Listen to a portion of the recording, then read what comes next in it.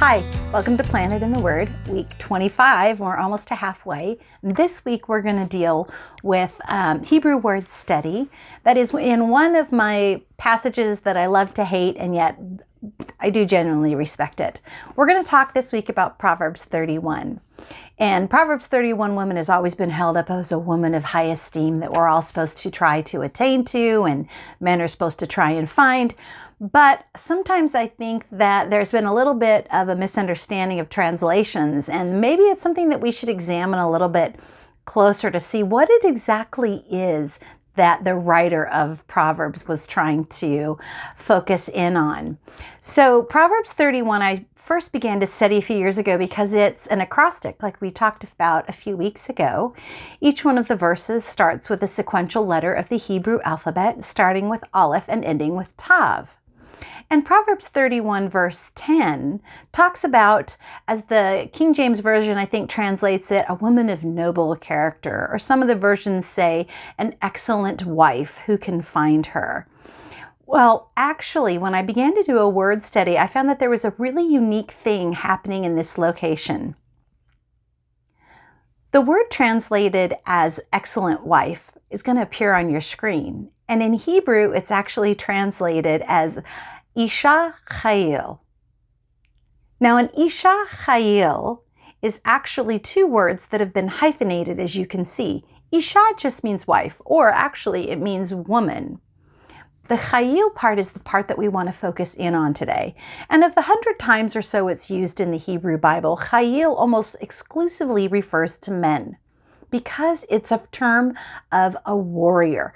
It means valiant. It means strength.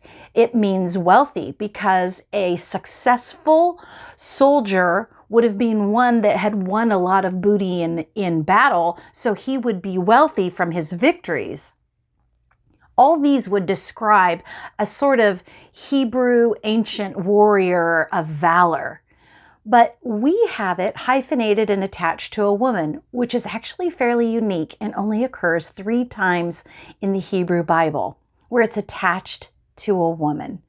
First time's in Ruth, which is David's grandmother.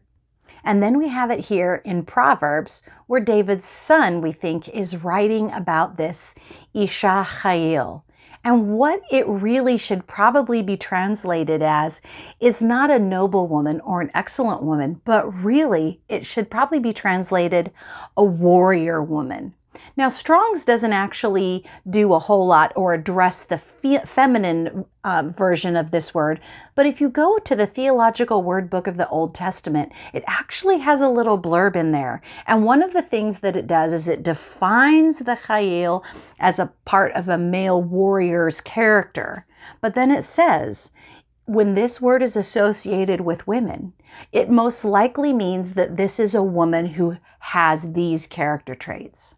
And the writer of Proverbs is saying, who can find this woman? She is very valuable. He's honoring this warrior woman, this woman that is strong. And I like to say she kicks butt and she takes names. This is who she is in her being.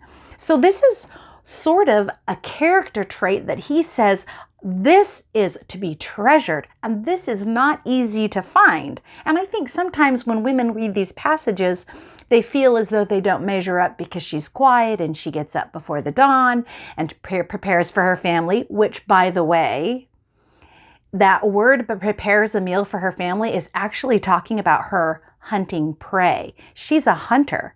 So once again, it sort of backs up this warrior woman character trait. She's not meek and mild, man. She is out there. She is doing her job. She is strong. And Solomon says she has great value. So I hope as you read this passage in Proverbs 31, you A, remember it's an acrostic, and B, notice that there are some character traits going on behind the scenes that might be a little bit different than how your Bible translates them. I hope you find this interesting. I hope you have a great week. Thank you for stopping by.